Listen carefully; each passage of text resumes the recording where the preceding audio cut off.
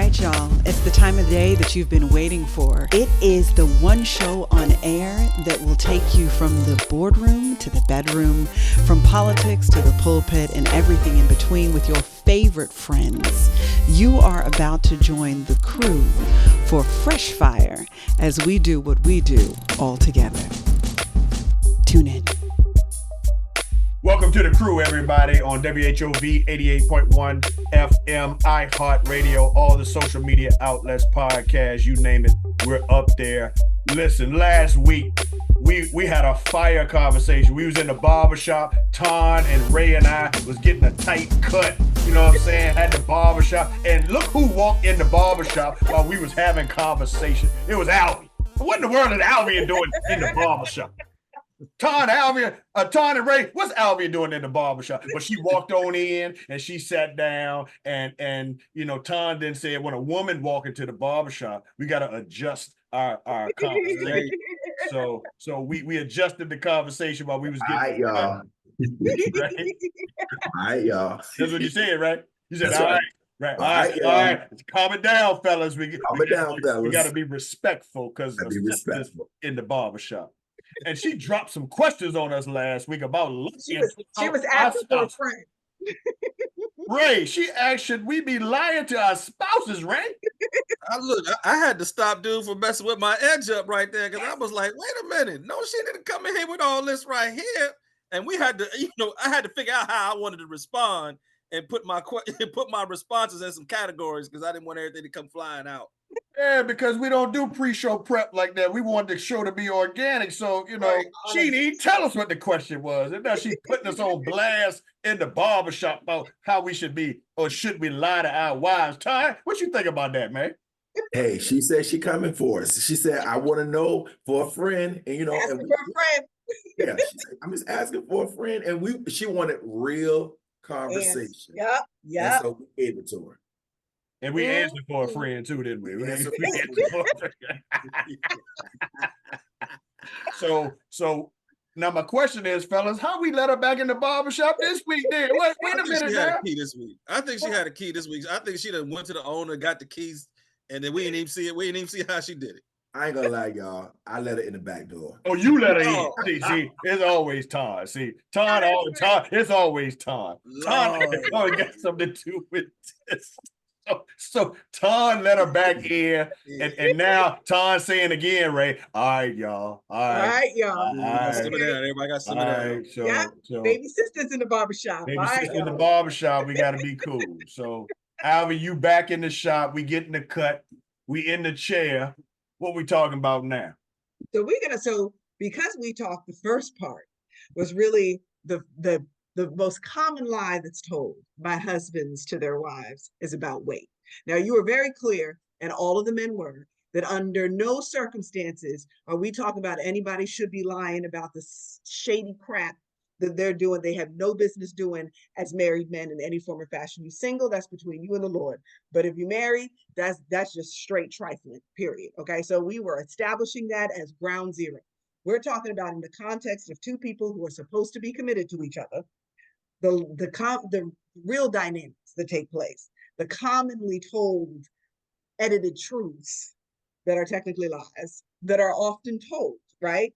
And so one of the things that you guys talked about is the fact that we train you all how to respond to you by our reactions without realizing it. As women, daily, we are teaching you all how to deal with us by the way we react to your honesty, your openness, and your vulnerability, right?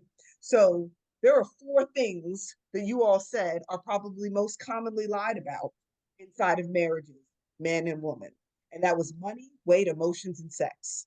So we talked about weight already. Let's talk about this emotional thing.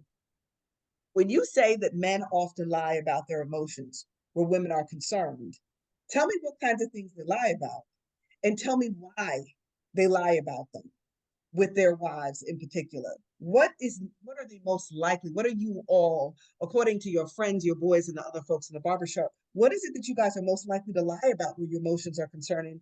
And I'm going to come to you first, Kevin, because I know that you constantly are dealing with married couples and the issues that they're having inside of their relationships, and people who are getting ready to get married, and the honesty they need to have inside of those spaces. When you say emotions, what do men typically lie about where their emotions are concerned? So let me start with this. Mhm.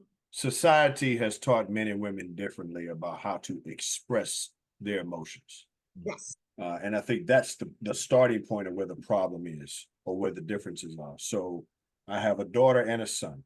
When my daughter was learning how to ride her bike, and she fell and scraped her knee, I ran over and hugged her and greeted her and loved on her and protected her and said, baby, you're gonna be all right. When my son was learning to ride his bike and he fell and scraped his knee, I said, boy, get up. You're gonna be all right. Get yourself together. So it is not that men are not emotional and that women are overly emotional. It is that men have been conditioned to not share their emotions Mm.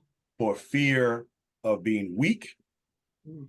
of being gay, Mhm. or some other derogatory term of which can be put on men. So what you have in a lot of marriages are men who do not know how to express themselves in a healthy way. They do not know how to communicate how they feel because they never saw that and they never were taught how to do it. Now, you add that to the fact that most women do communicate, and most women do most things that they do connected by emotion. And that is a void for men. So when it comes to that honesty piece that you were talking about, we know that women take on that emotional aspect to the conversation that most men don't. So that's why sometimes when men just shoot it straight, they're not considering the emotional aspect because that's not what we're conditioned to do. And that's why it comes off wrong. And that's why women's feelings get hurt. It's not that the man is intending to hurt the feelings, it's that we don't answer stuff based on emotion. But you're looking for an answer that has an emotional attachment to it. And we don't do that. We ain't taught that. That's not in our playbook. So now you walk. You don't feel it. You just don't know what to do with it. Exactly. Because we're not taught that. And that's not something dads sit down and say, okay, son, you got emotional feelings. This is how you should. That's not in the playbook.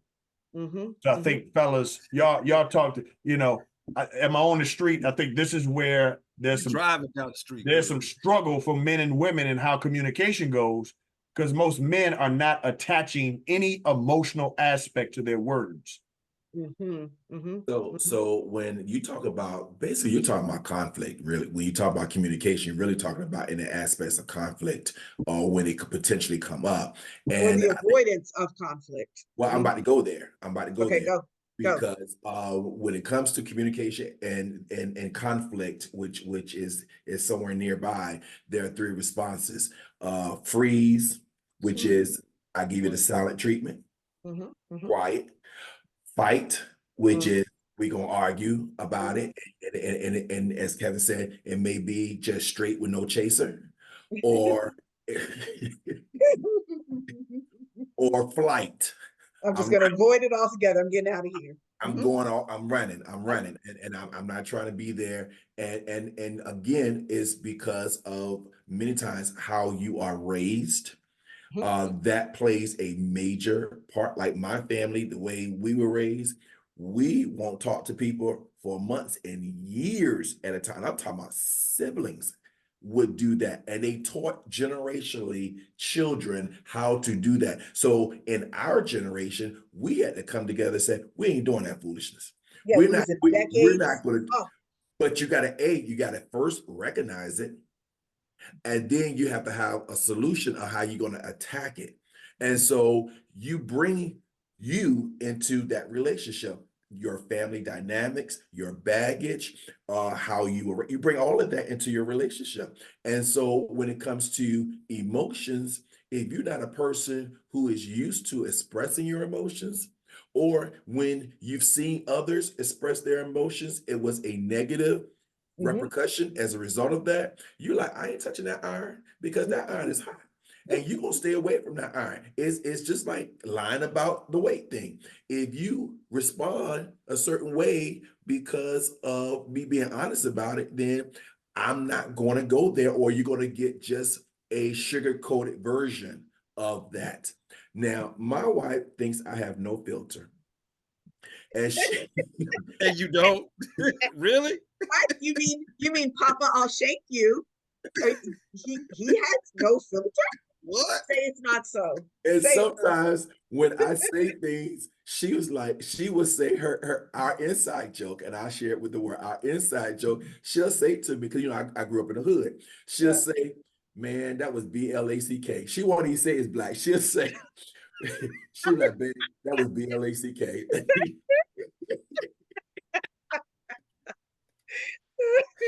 But I'm learning. I'm not there, guys. I'm far from there. But I am learning. I think you learn throughout your relationship to death do you part. Thank you, G. Mhm. But I am learning how to be better in my communication and better in, I can still share it, but I need to share it in a way that is digestible. Mhm. And I think as boys growing into men, we are not taught how to share in a way that is digestible. We are taught to just say it. Real men just say it. Real men just, you do what you do. Like I guess vulnerability is not in our playbook. Mhm.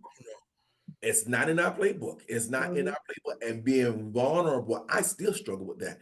Being vulnerable and it's not weakness. Because vulnerability and weakness in relationship is not weakness. But you have to teach yourself that. And if you're not careful, you'll go back to what you were Your taught. default zone. Yeah, So let me ask you a question on that, Kevin, because Anton, because that's a really good that big V word, right? How do you believe that a woman can help a man who, and most men in general, be vulnerable when that is so, it's almost frowned upon in the establishment? You know what I'm saying? Like, you guys it's are easy. not often allowed to. How It's do you easy. think, if you were telling a sister the best way to create an atmosphere for her man to be vulnerable, what would you say to her? When he is vulnerable the first time, and he will test you, Mm-hmm. Mm-hmm. he will test you. So when he is vulnerable the first time, is how you respond. How do you Kevin know? already told you. So here's my question though. How do you know when this is a vulnerable moment for him? Oh, you won't know. You come on. How's she supposed to know? You know your spouse. You know if that joker is hardcore, hardcore, hardcore, hardcore, and now all of a sudden they're sharing with you an intimate, transparent, Mhm. maybe even emotional moment with you, or even a moment where they're sharing a weakness that they're dealing with, a challenge that they're dealing with. How you respond to that is going to be key, because Here it is right here. yeah, if you respond to it in a way that makes him say, I can't do that with you, or I got to choose my moments when I do that with you, Mhm. or if there's backlash as a result of me sharing that with you, you ain't getting that often. Now, Yeah, Because I'll you say only this. got one time. Let me say this. There are two things I need to say very quickly because we can come to that, and I don't want the other two of you all to lose your thought. One, it is said that if a man is vulnerable with you and you ever use that vulnerability against him That's in what a I was going. fight, he It's will done. never, ever be vulnerable with you again. So that's Yeah. what that's item one. Like you got him the first time. He don't even need to. He's like, I'm good. I'm good. You ain't even got to try it a second time. I'm good. I may even love you and stay with you after that, but I am never going to be really vulnerable with you. So there's that. And then you're mad that he's vulnerable with some other chick, some one of his boys, somebody else, because he's gonna find a spot where he can be vulnerable. But he gonna Probably, lay. but it's not gonna be you. So that is an issue. The other question I have for you, though, statement and question, is can you ever reset that if you mess that up? Because men don't just test vulnerability after they get married. A lot of times it's been tested before I decided to marry you. So, how do you reset it if you messed it up? Is my question. Go ahead, Kev. So again, you just said it, and I want to be clear here. The patterns and the culture of honesty and vulnerability and transparency are set before marriage. Yep. I think people need to understand that. Yep. So he already knows going in.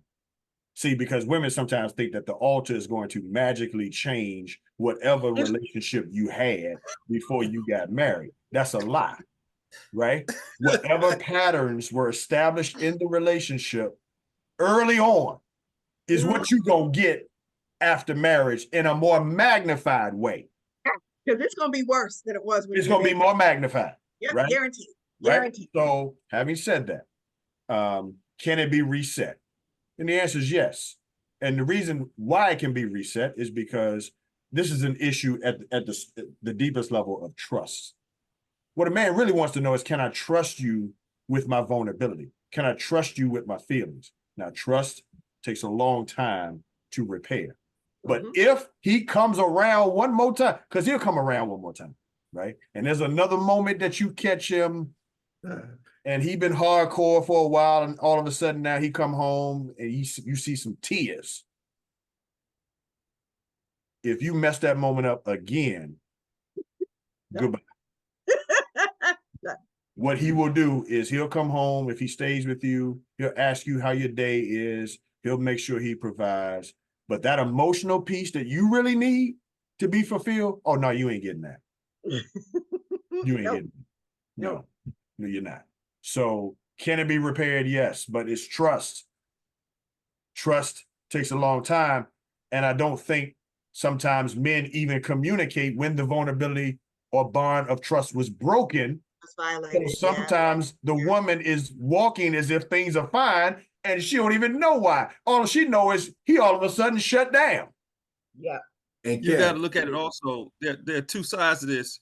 Well, I'll add to what Kevin said. You can't bring it back up in a fight between the two of you, and better not be any members of the family that are communicating about what it is that you all talked about in your vulnerability. Yeah. You can't. You have to keep the stuff that's between you all, and he should never hear about it with anybody else, extended family, close friends, people that you all are frequenting and hang out with. If it ever comes back out again, I would dare say that one, Kev, is the most damaging, because all men are driven by ego to some degree in some way in their lives, and so when that kind of stuff comes back, oh, now you messing with my image. No.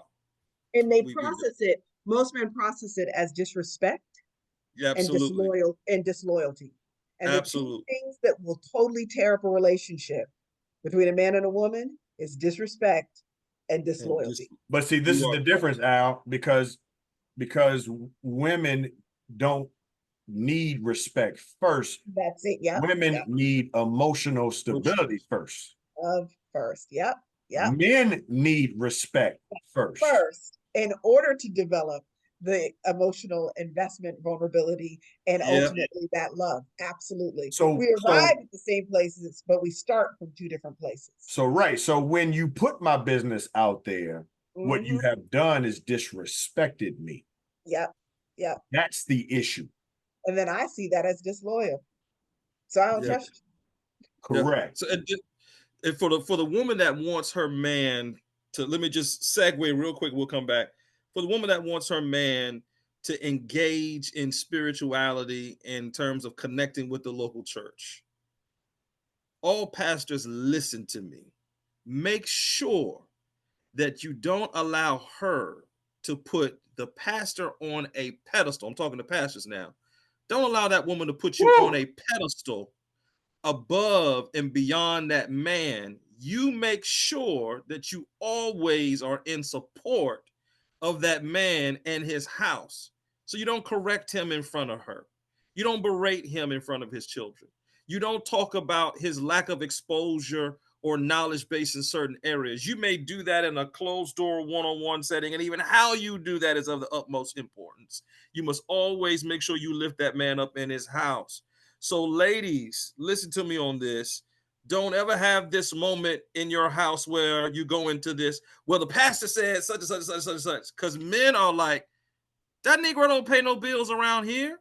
He ain't up in here dealing with these kids up in here. I'm in here every day. Okay.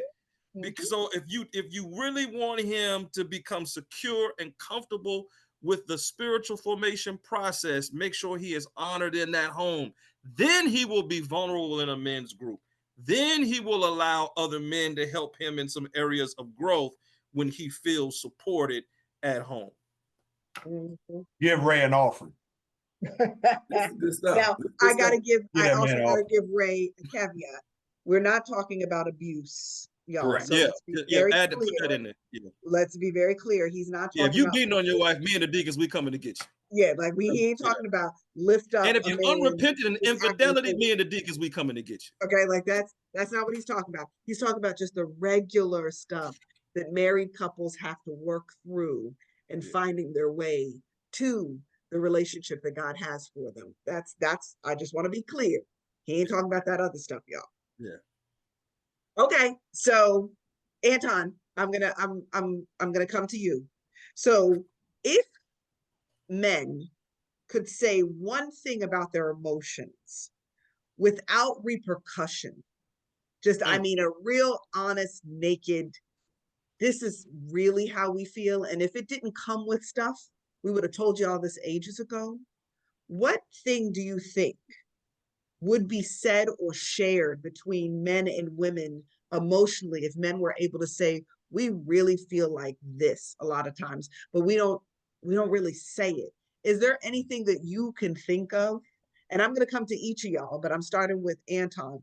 Do you think that there's something naked and vulnerable that men often don't say that they really feel, but women haven't created? A lot of women aren't creating the environment for their men to be able to just lay that out there like that. Oh yeah, there is one. Go. I think when children come along and there is the natural inclination for the wife to, or the mother to want to, you already know where I'm going, to nurture that relationship. And there's nothing wrong with that. That's a natural inclination. And matter of fact, you want that to be there. But I think the number one thing I think a man will probably say is they feel like you basically cast them to the side and they're not a priority or the priority now that the child or the children are here. And they may not know how to say that. And they may not say that. So they may walk around. Anton, they may walk around resentful. Sorry. They may walk around even walking with some offense and unforgiveness. And so being able to have that conversation to say, hey, let's have time for us. We need time for us so that we are still growing and we're still nurturing this relationship. So I think that, and that takes a level of vulnerability for him to say, I don't sense the same level of affection and love that you're giving to the child over here. Yeah, you said that real cute, Anton, because most dudes, especially when it's small children, they'd be like, yo, those was my boobies first. Okay, like I just want to be well, it gotta be I'm older. Those were my boobies first before that little kid came along. So I want my boobies back. Okay, like I want to nuzzle also. I'm not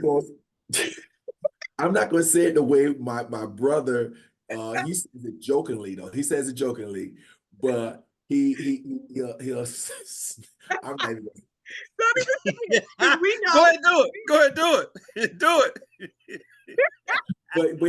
But basically he like, take your breast out of Junior's mouth. You know, right. You don't use the word breast. But he said take the breast out of Use the T word. Use the T word. Yeah, the T word. He used the T. You know that was the T word. You know that was the T word. Because that's what I was talking about, because that's what they say. Those are my T's first.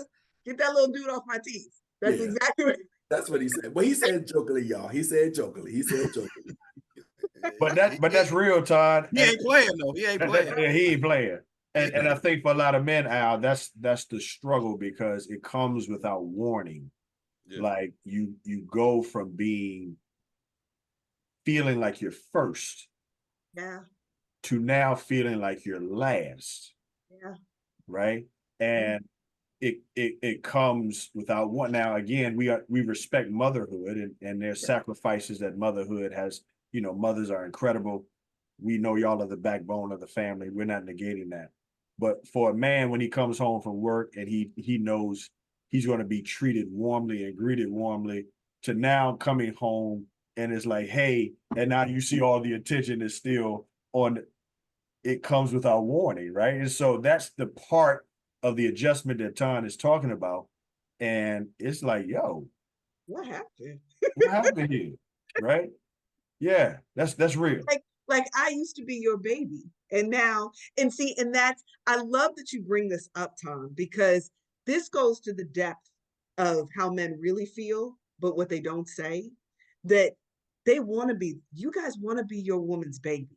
Like, not in a, I see you as immature and I need to take care of you and raise you, not that kind of thing, but in the affection of that's my baby, you know, like, and what it feels like to have that like nothing else is the apple of her eye the way you are. And you watch, there was this twinkle she used to have when you came in the room. There was this twinkle she used to have when you would say something cute and she would giggle. And like there was that spark that was beautiful. And it wasn't just about the sex and the romance. I mean, that's a part of it too. But it's like, I was her baby, you know, like, and I liked what I looked like in her eyes. And now Yes. I don't see that in that same kind of way.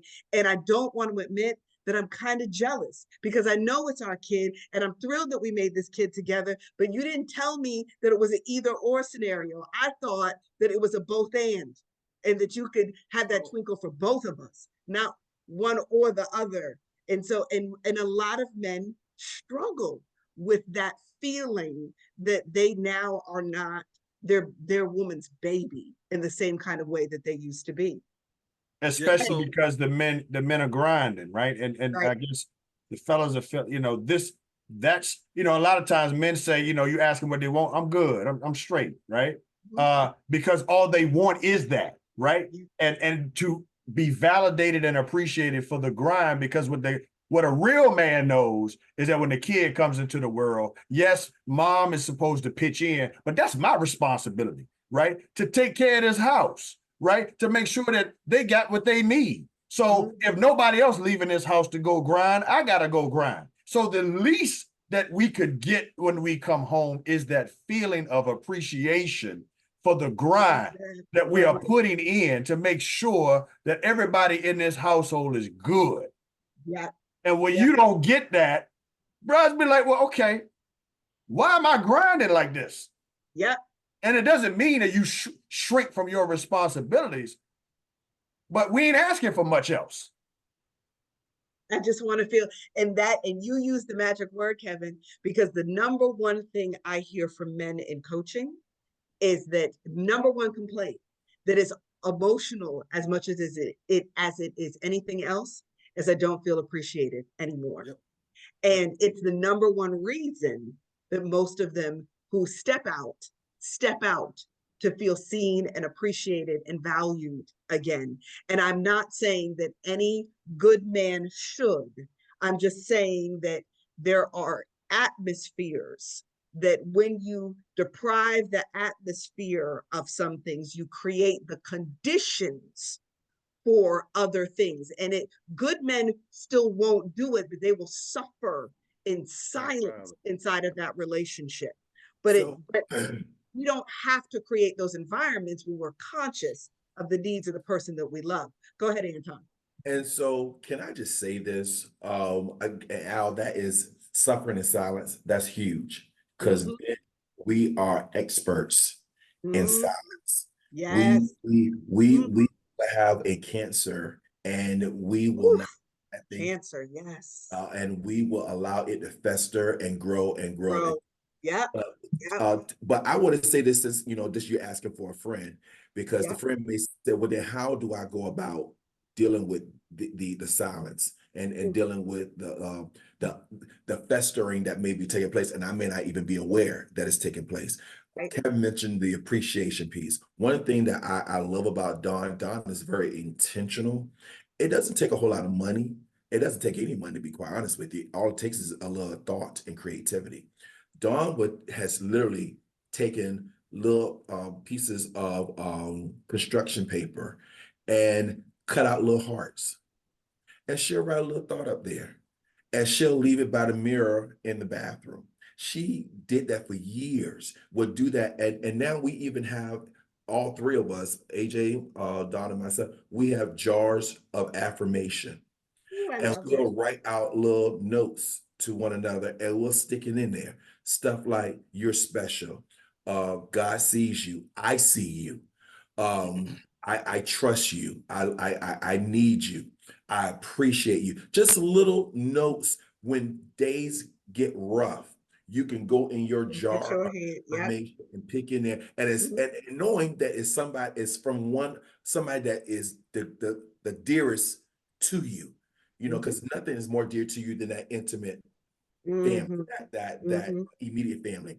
Mhm. So knowing it's from someone that is dearest to you, you pulling that piece of paper out, and it was Dawn's idea to have those jars of affirmation. So again, going back to the woman just setting the atmosphere Fear. in her house of appreciation and respect and love. She did that.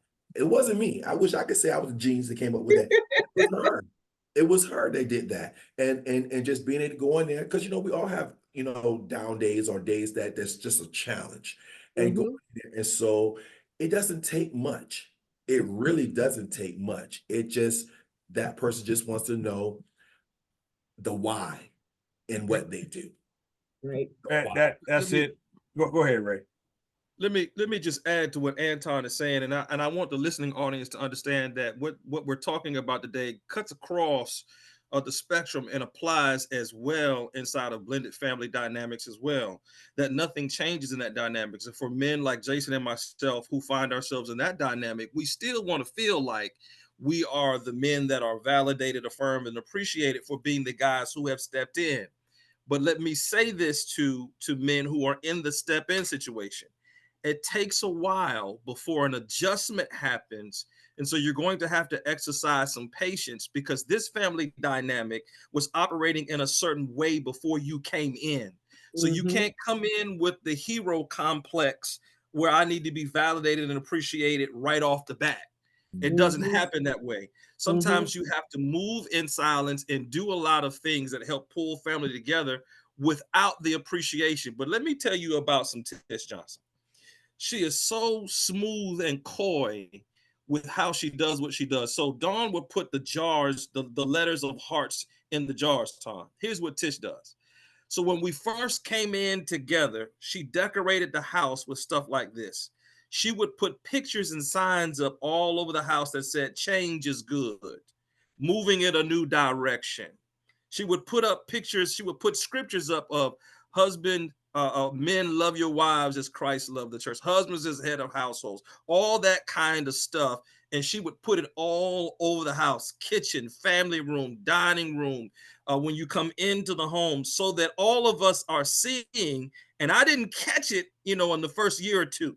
But now, as we go further along, it's a subliminal psychological messaging that is happening that says we're in a different dynamic now, and we're going to be looking to this guy to help lead us. And so when I did the first family vacation, pulling us all together, she intentionally would go, well, Ray, what do you think? Well, where do you think we should go? What parts do you think we should be in? What do you think should be our meal that we would eat tonight, and that sort of thing? And so she did intentional things like that in a very, if I could say, a non-threatening way for both me and the children. That has evolved so much so that now, I'm in here, I've got two boys, one girl. And just like Kevin said, the boys scrape their knee, get up, come on, we're going to handle this a little bit differently. But here's just what happened just most recently. Our girl says to her mom, I want to hear what Pastor Ray has to say.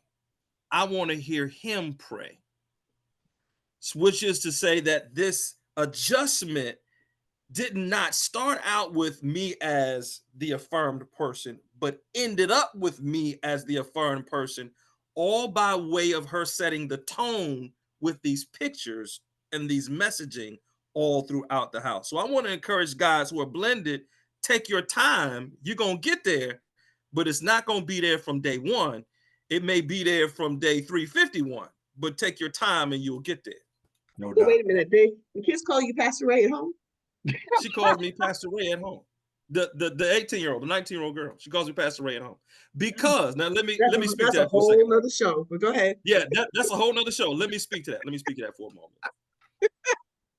She's trying to find a way to have honor and regard and respect for me without having to compromise her relationship with her dad.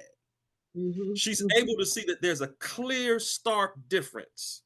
So rather than say, now she slipped in every now and then, she'll go and catch herself, and then we'll back up and go Pastor Ray, right? So she's in this place of, this is the dude that's a model man that's raising me in love with my mom, but I don't want to cheat on my dad. So I let her do the Pastor Ray thing until the whole dad eventually. Until she decides she wants it to be something else. And I'm not saying it needs to be dad, because that's not what this conversation is really about. I mean, like, I was just curious, like whether or not I was like, they call you Pastor Ray at home for real? Does Tish call you Pastor Ray in bed too? But I'm not, we ain't gonna ask that question. No. Okay, No, that's daddy when we get there. That's daddy.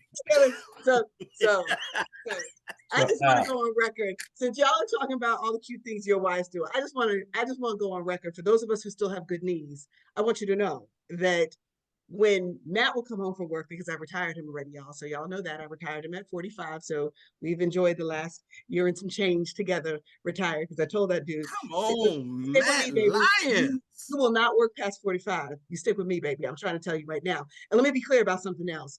For this generation of women who kind of feel like men are always here to take care of you, there's something beautiful about being able to hand back to your man what it is that they made possible for you. There's something real beautiful about that. And it doesn't, and there's nothing emasculating about being able to see that a man as young as we got married at 19 years old, that a man who never thought about what he wanted because he chose what we needed deserves to have an opportunity to live the life that he wanted. So I wanted to give back to him the freedom to chase his dreams the way that he afforded me the opportunity to chase mine. So I made him a promise, and I kept my promise. But I will tell you that even the strongest of us women, those of us who don't need a man to pay for anything in our lives, we also have to be mindful of the fact that our men want us to be vulnerable at home too. Like, just because you're a boss every place else doesn't mean you have to be that boss at home all the time. Lay your sword down. So let me tell you how, when he would come to the door, coming home from work, I decided that I was not going to let the puppies excite me with the way that they were joyful about their daddy coming home. So there were a couple good times that I ran across the floor on my knees too to meet him at the front door, just to see what would happen. And I wagged my bottom just like the puppies did too. And he would be like, "You are a straight fool." But he was completely and utterly tickled by the fact that I met him at the door on all fours, wagging just like the puppies were, just to let him know that they are not more excited about you being home than I am about you being home too. And he's like, "It's a good thing that your knees are good, girl, because that could be a problem. Call 911 because you can't get it." See this. But my knees are good, so there's no problems. This is real talk, right? And this is the barbershop, and I'm glad everybody's saying it, because Alvin, I hope you're hearing from Ton and Ray and what I'm about to say. Like, this notion that a lot of women have men figured out, all they want is one thing. They want is one thing. Not true. I hope you've heard today, we ain't even talking about sex. No. Right? No. What we're talking about is what a man really wants to feel is that his lady is his biggest cheerleader.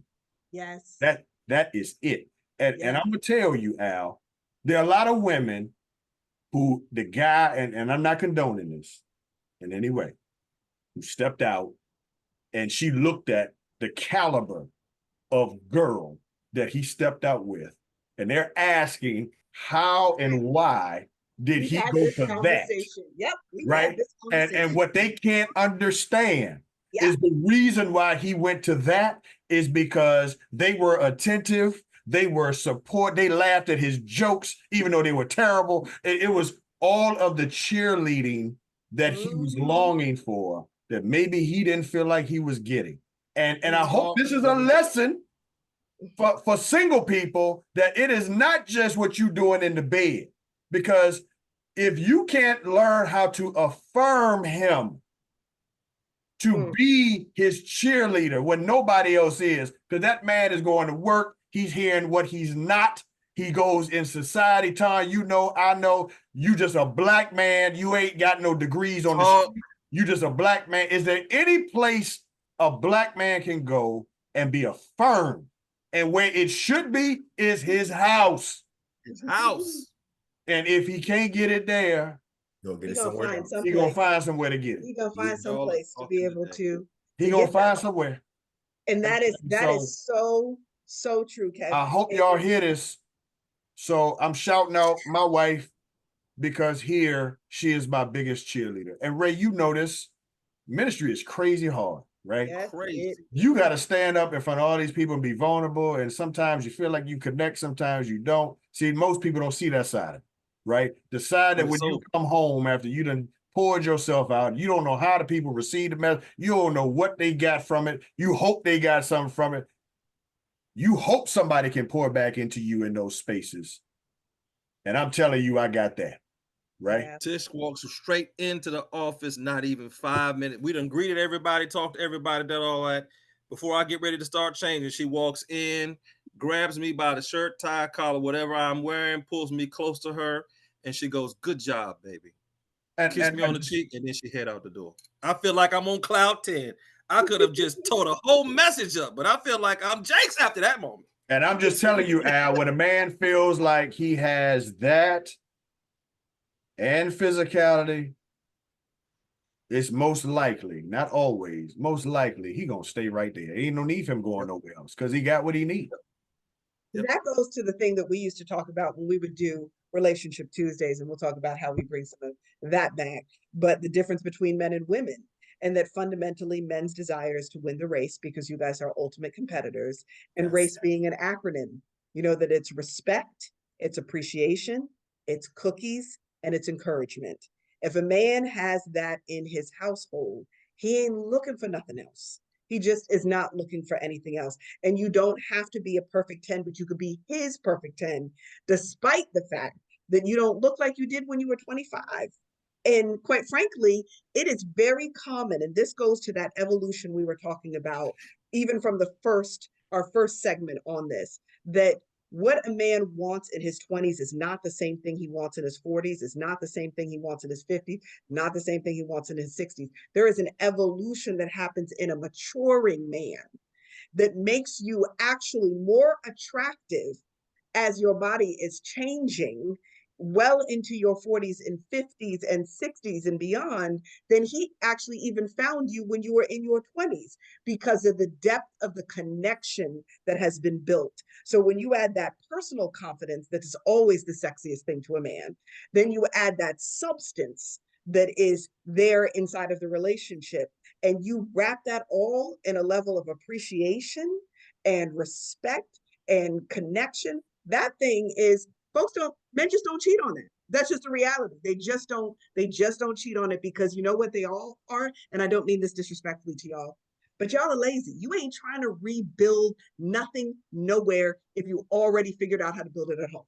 Like y'all ain't trying to do let me see if I can retrain another woman into being able to. Nope. If I already got that at home, I'm not interested in someplace else. Work in that. I'm not interested. And most of you read the Bible and you're like, I don't even want these 50 wives. I only want one, because that one is enough work by itself.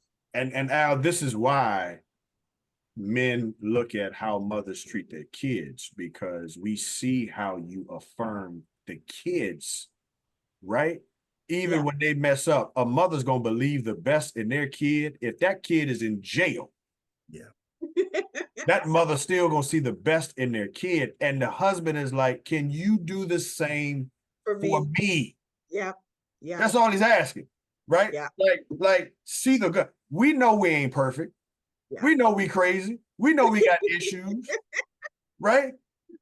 But we see how you smile for your kids even after they met. We see how you take it upon yourself to find the good in your kid when it ain't even that much good to find. You gonna find it. That's what you do as a mother. Al, Preach. I know that you Negro do. right now, you're still talking about. He's so wonderful with. Yeah, because that's your baby. That's your baby, right? And Al, your son in particular, not your daughter, your son in particular could be crazy out here, but you gonna find the littlest thing to show appreciation for. And that's all Matt is asking to. Can you do that for me? Instead of It's telling me driving me crazy in here. and this is why the absolutes I talked about last week don't work. Because you want to tell me I'm always this and I'm always that, but you don't tell your son that. That is so true. That is so true. So why are you telling me that? That's good. That's good. That's good. And what's interesting is y'all, and you said it right there, Kevin, you all in particular pay attention to how we treat our sons. It's not as much how we treat our daughters. That's It's right. how we treat our sons. If we have sons with you, you are watching the comparison between our affections for our sons versus our affections for you all. Yes. You don't actually compare it with the daughters. It's almost always the sons. Yes. And I think that's and all the man is saying is, can we just get a little bit of that? Right? Yeah. We mess up too. Yeah. We don't get it right either. Yeah. Can you give me the same grace that you giving that you give your son? Mm-hmm. Can I get a little of that twinkle that you had in your eye when that boy came in? You know that boy barely made time to get his stuff for Mother's Day, but he came in and said hi, and you just like, oh. You fell all to pieces. I so love my boy. That boy's so good. That boy doing good. That's how you was. That boy doing so good. And you don't never and Al, you know this. Now, Al, you know this. So look, Al, your son off in college, right? He off doing this thing, right? You know, but when he come through that door, your whole world just light up. We melt. We melt. Our baby is home. He was just over last night. And I'm telling you, it has not changed for me. When he comes in, I am excited. Yes, that's exactly right. No matter how your day was yesterday, it could have been terrible. But when he walked through that door, my your whole day changed. Yeah, my baby came to visit. So, and I want to feed him. Are you hungry? Do you need anything? so then Matt, like, okay, what happens when I come through the door? Can you do the same thing for me? How come I don't feel that? Am I right, fellas? Is it the barbershop today? This is barbershop. That's real. Okay. Y'all are talking today, boy. That's real stuff. So let me ask you a question. If you all had the opportunity to program us as women, all right? So you get to program us. Well, let's just say some men are trying to do that already. All right. Okay? Let's just say that you actually could.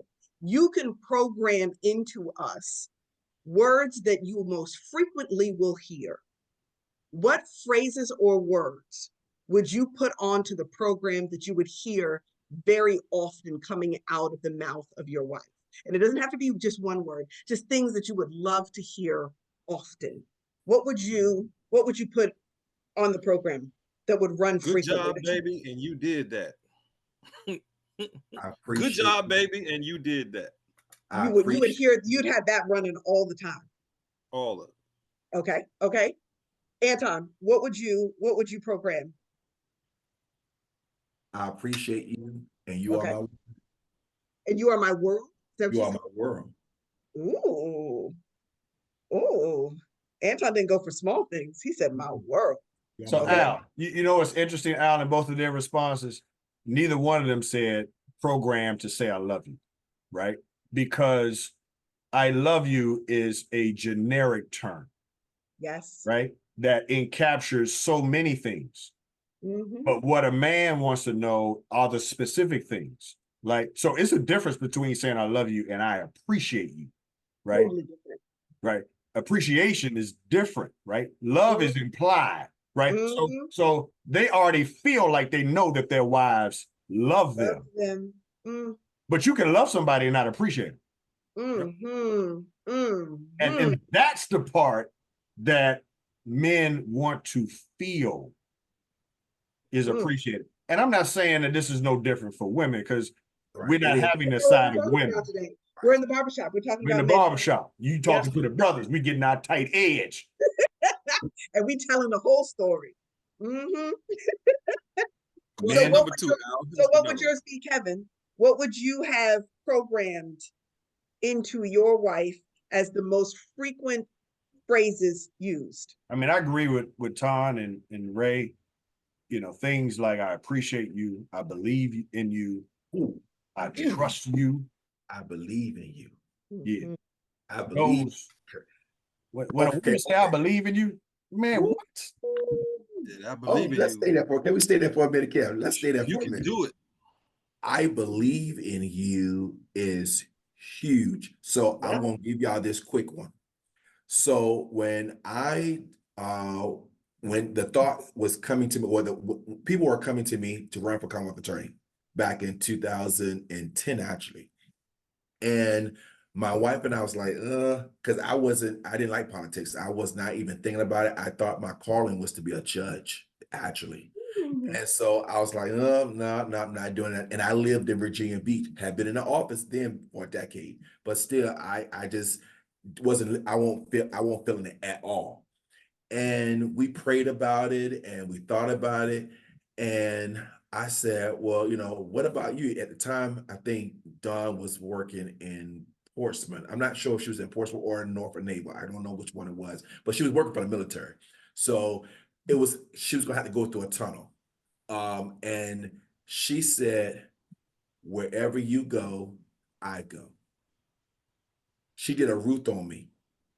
Mm. She said, wherever you go, I go. I said, well, I know, but it's going, the campaigning and the whole nine, that's gonna, that's gonna be hard on the family. We had never done politics before. She said, wherever you go, I go. She said, I believe in you. And you can do anything you put your mind to do because God's anointing and his hand is on your life. You have the favor of God. The girl prophesied to me. Yeah, I feel the anointing in this place right now. The girl prophesied to me. And when I said she was a king, she was the David kingmaker. She was like that kingmaker. She was a king maker. And it's because of that confidence that she spoke over me, made me even the more confident to say, you know what? I'm not leaving anything on the table. I'm gonna do this. I'm gonna go for it. And listen, we got a couple of minutes left. Mm-hmm. Al, we ain't talking about nobody's sexual skills here. What we're Not. talking about is the power of a woman's words and the influence that every woman has over her man and how she chooses to use it. Because Eve chose to use her influence to get Adam to sin, right? And conversely, you have the power as a wife to choose your influence to shape Matt one way or the other. And so I don't know if women really understand how much influence and power you have just in opening up your mouth. But you can cause that man to run through a wall for you, or you can cause him to shut down just by your mouth. And you got to be careful with that thing. Hey, Kev, I left out the part that, again, she was a podiatrist. She was making way more bank than I was making. We had to rent a house in Hampton. She covered the mortgage. Or she covered the rent, which was way more than my salary could afford in Hampton. And still I was paying the mortgage in Virginia Beach. And so the expense of moving and having two households fell primarily on her. That's why that woman can get my drawers in the middle of the street. She get what she wants. She get what she wants. I know that's right. I'm just it ain't the rocket science for the dudes, Al. Get what I know that's right. When you in the you with a foxhole with man me in the and trenches. and listen, let me just say, because we got 1 minute. So this is for the woman now whose man ain't where they want them to be, because this trust and what we're asking for our women to say, part of this is earned, Al. You know, for somebody to say, I believe in you, there had to be some things prior to that justified the belief, right? Yes. When I want my wife to say, I trust you, it's because she can see my track record and know that I'm trustworthy. But we know that there are men who are not trustworthy and who can't, their spouses don't believe in them. So this is why you got to be faithful. This is why you got to be saved. Because, Todd, this is where the wife has to learn to speak what is not as though they are into your husband so that he can see and become who God says he is. Because maybe he don't know that yet. Maybe he ain't seen it yet. Maybe he don't even believe it yet. Somebody got to believe it about him. And that's got to be you. And if you start doing it, that will turn that house around. Prophesy. Let me say one thing though, women, because some of y'all out here buying these fixer-uppers. Let me just tell you, if you're going to buy a fixer-upper, you better make sure that you understand what the foundation is. Because if you're going to speak stuff into something, do not be screaming into a black hole because you picked with your emotions and your flesh. You did not pick with your spirit and your wisdom. Because you cannot you can't pour into a bucket that has a hole in the bottom. If you meet a man with no principles, how can two walk together unless they agree? You've got to make sure that you at least start with good bones, y'all. There is a reason why God said, be not unequally yoked. Because if principally you are not even in the right places, it does not matter how much you shout into the darkness when that man is anchored in nothing. That is not going to turn into this magic outcome. You need to at least start with, any good investor understands that they are starting with good bones. So make sure that you understand what good bones is. And that's a man who knows himself and knows God. He may not have fully manifested all that God has purposed for him because he was waiting for his helpmeet in order to be able to make him into all that he was meant to be. But don't you try to go pick up some trash and turn it into treasure because you didn't even bother to seek God as to who you were picking in the first place, because that is a disaster waiting to happen. So I just want to give one caveat to all this speaking that which be not as though it were. That's because you're pouring into good soil. But if that soil is terrible, I don't care how much you pour into that dumpster fire, it ain't going to change not a thing, because that man don't even believe Jesus is Lord in the first place. And why did you choose him then? Okay? That's a whole nother conversation. Well, she already mentioned flesh. She already mentioned flesh. Why you choose? Why you She already mentioned the flesh. Why you got kids by him then? I mean, what's going on here? But you got to run. Hey, you know how to do that thing. That's why. Hey, fella, is this a part 3, fellas? I don't know, man. This got to be a part 3, fellas. But maybe next time, if you come in the barbershop the next time, maybe we need to ask her some questions about something. Maybe that's what needs to happen. I am here for it, okay? You can ask for a friend yourself, okay? All right. Because I got some questions too. And we got to go right now. I hope y'all enjoyed the show today. It's been fire. Drop your comments, leave them in all of our outlets, and we will read them and check them out. Until next time, be blessed and be a blessing to someone else. Peace. Okay, I hope you loved it as much as we did. Thank you for joining us for another fire show for the crew. Listen, you can catch us on YouTube, Facebook, Instagram, and any streaming platform that you're using for your podcast. Share with a friend, expand the family. Listen, we're trying to do this thing with all of you as often as we possibly can. We're looking forward to you joining us again for our next show.